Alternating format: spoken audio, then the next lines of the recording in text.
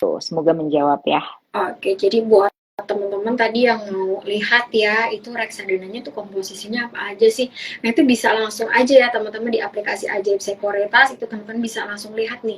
Dan teman-teman juga bisa langsung lihat fund fact sheet-nya dari situ ya, fund fact sheet, kemudian juga prospektusnya, itu juga Yes. lengkap banget teman-teman lihat di situ, diperbarui juga ya setiap bulannya, jadi nggak usah khawatir nggak Mhm. update ya teman-teman, karena pasti kita akan perbarui setiap bulannya. Teman-teman bisa lihat di situ komposisinya apa aja, dan prospektusnya juga tersedia di aplikasi Ajaib Sekuritas. Jadi Mhm. jangan sampai tadi teman-teman beli reksadana tapi nggak tahu underlying asetnya tuh ada apa aja sih di dalamnya gitu ya. Jadi mungkin itu yang Mhm. perlu Mhm. diperhatikan. Mungkin kita akan bahas pertanyaan selanjutnya. Pandangan dari segi investor atau apa boleh? Oke, ini ya, Traderku 313 nah, ya. tolong berikan pandangan dari segi investor dalam bertindak rasional di tahun 2023. Kan Oke. seperti yang tahu ya Mbak Naomi, di Heeh. tahun 2023 ini mungkin beritanya tuh bener-bener Iya, iya, iya. cukup mencekam gitu kan yang diberitakan di Mhm. media gitu. Padahal kalau kita Ya, lihat kan nggak separah itu ya teman-teman. Kita lihat GDP US juga masih tumbuh di atas true. 2%.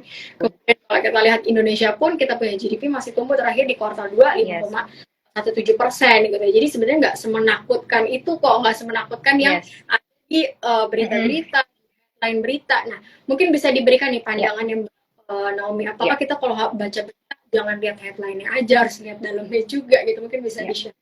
Pastinya itu sih teman-teman, karena kalau misalnya kita mau baca suatu berita, kita harus cari berita lainnya sih. Jadi kita harus lihat another POV dari satu berita.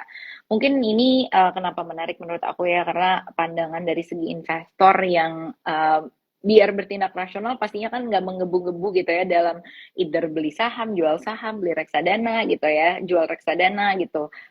Bisa aja karena kita nggak rasional kita jadi panic selling gitu suatu produk investasi kita dan segala macam. Yang tadi aku juga udah sempat mention ya kalau misalnya di tahun ini tuh apa ya, story mengenai krisis tuh udah lumayan teriak-teriak gitu loh, apalagi dari US gitu ya, karena adanya kenaikan suku bunga terus. Tapi ternyata truth be told dari kuartal 1, kuartal 2, kuartal 3, toh belum ada ternyata krisis yang terjadi, even sedikit pun mendekati krisis gitu ya. Jadi itu tuh juga satu hal yang harus teman-teman sadari, dan untuk membangun apa ya, kepercayaan diri teman-teman investor untuk tidak terpengaruh akan hal itu gitu. Kita harus bisa lihat kalau misalnya suatu keadaan ekonomi yang terjadi tuh pasti ada sisi negatif dan positifnya gitu. Jadi kita harus cari nih, kita drive aja langsung gitu, positifnya tuh apa, biar kita bisa bertindak rasional. Caranya adalah mencari-cari tahu, nggak hanya dari berita aja. Kayak misalnya krisis, oh indikator krisis tuh apa aja, teman-teman cari dong tingkat inflasi udah ada di berapa di US maupun Indonesia. Jadi teman-teman tuh juga aware akan data-data yang sebenarnya terjadi, nggak hanya headline news aja tuh mengenai udah ngomongin krisis, inflasi dan segala macam. Itu adalah satu hal yang menurut aku bisa membantu teman-teman bertindak rasional sih dalam berinvestasi juga gitu loh.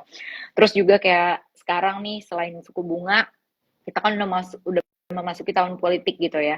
Nanti tahun depan udah pemilu bulan Februari, terus sekarang orang-orang udah takut-takut nih gimana ya gitu. Tapi sebenarnya aku mau share satu fakta nih ya, secara statistik dan juga secara historis, bahwa tahun pemilu itu tuh ternyata berdampak sangat bagus loh teman-teman dalam investasi gitu. Salah satunya di pasar saham, karena udah kurang lebih 4 pemilu kemarin ke belakang, 6 bulan sebelum pemilu dan 9 bulan setelah pemilu itu pasar saham pasti, bukan pasti sih, yang sudah terjadi tuh selalu bagus gitu ya, ataupun positif gitu. Jadi di situ kita harus cari tahu tuh, oh kenapa ya kira-kira gitu. Karena kan pemilu kita tahu ya, selalu banyak apa ya, tergambarkan dengan pemilu pastinya kita melakukan kampanye. Nah, kampanye kan itu banyak ini ya teman-teman, ada banyak purchasing kayak air minum, terus kertas dan segala macam. Itu kan pastinya juga mempengaruhi ekonomi Indonesia, adanya pembelian secara besar-besaran di situ. Nah, itu kan katalisnya sebenarnya positif, nggak hanya semerta-merta negatif aja. Nah, itu tuh hal-hal yang bisa kita cari tahu teman-teman untuk membangun percaya diri kita dan bertindak rasional untuk tetap berinvestasi dengan sehat gitu. Jadi nggak takut-takut, terus juga akhirnya gitu harusnya kita dapat peluang, tapi malah kita nggak dapat peluang sama sekali gitu. Karena banyak ketakutan dan ketidakpastian di luar sana yang tidak didukung dengan berita dan juga apa ya facts yang memang bisa kita cari tahu sendiri gitu teman-teman. Oke, jadi tadi menarik ya, Mbak Naomi bilang kalau misalnya menjelang pemilu tuh harusnya jadi katalis positif loh untuk investasi portofolio gitu ya. Salah satunya tadi di saham juga karena tadi didorong sama purchasing power, kemudian di situ jadi katalis positif untuk emiten-emiten yang memang relate sama itu. Kemudian kalau kita lihat secara historis, baik historis pun tadi 4 periode terakhir ya pemilu ya teman-teman.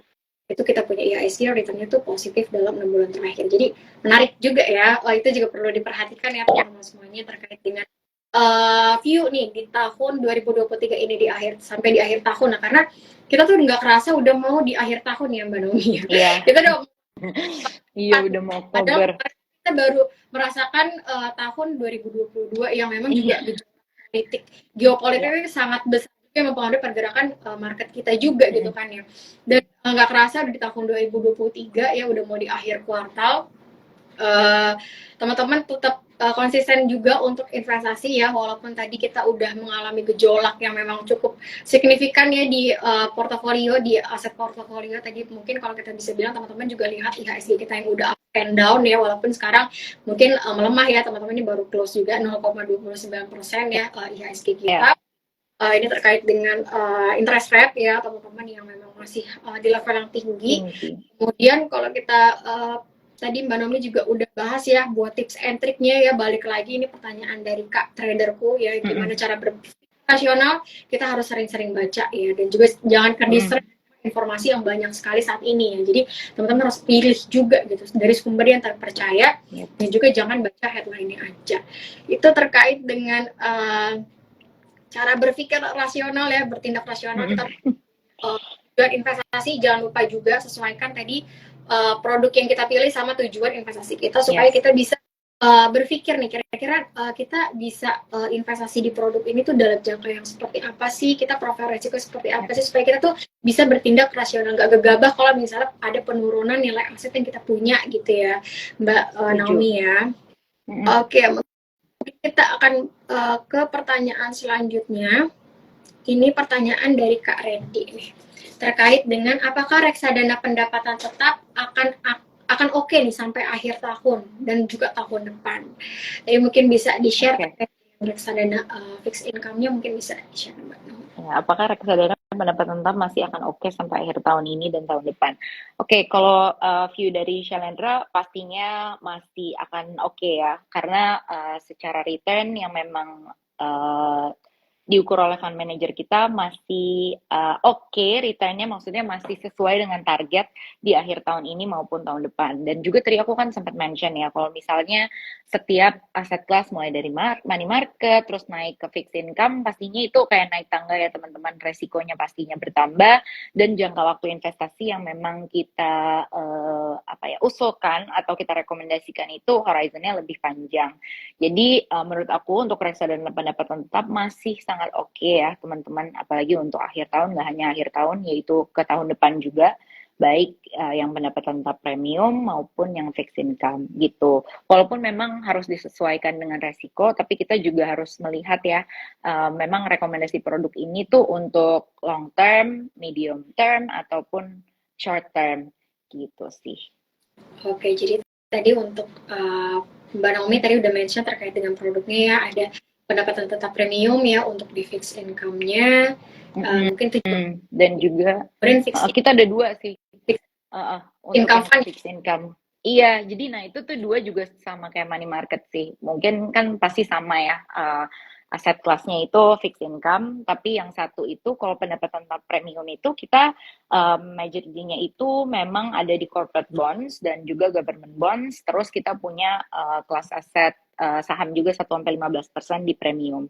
Kalau yang fixed income itu memang full di government bonds. Nah, ini juga yang time horizon-nya jauh lebih tinggi.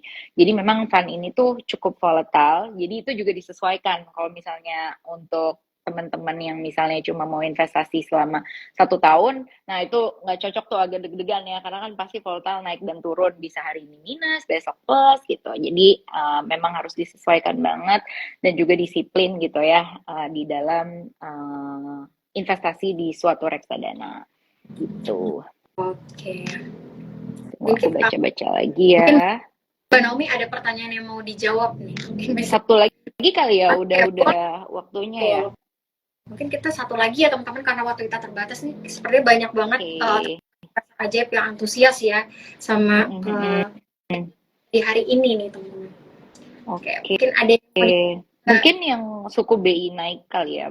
Kalau misalnya tadi mungkin berarti ada yang ketinggalan ya.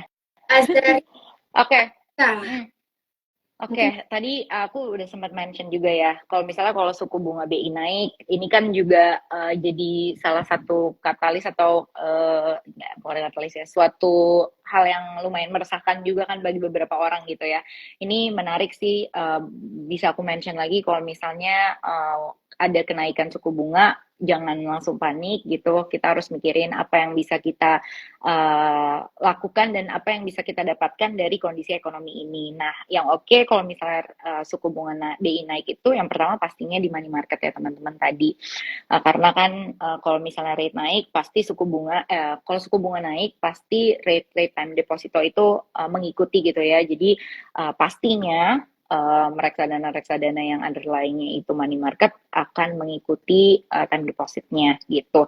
Jadi menurut aku ini satu hal yang harus kita ambil peluang sama-sama ya, karena pastinya baru terjadi kemarin gitu, ada suku bunga pastinya peak, masih di peak, belum ada rencana diturunin gitu. Jadi teman-teman jangan takut untuk berinvestasi di dalam kondisi ekonomi yang saat ini.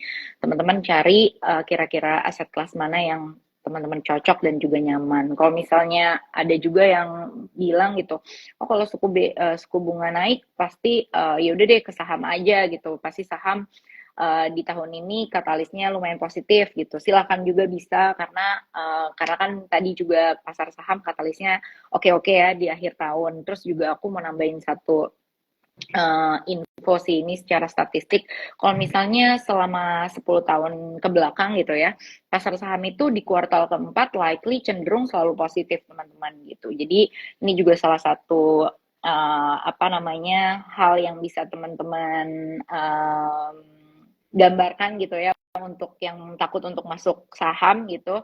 Kita emang nggak bisa predict the future sih teman-teman, apalagi tahu besok saham akan naik, IHSG akan naik atau turun, tapi kita bisa melihat secara historis seperti apa sih kira-kira untuk kita pelajari gitu. Jadi ya itu secara statistik pasti kuartal 4 itu mencatatkan positif IHSG. Jadi memang untuk kuartal 4 nih lumayan seger juga sih di saham kalau teman-teman yang resiko profilnya kurang cocok di money market gitu. Semoga menjawab ya.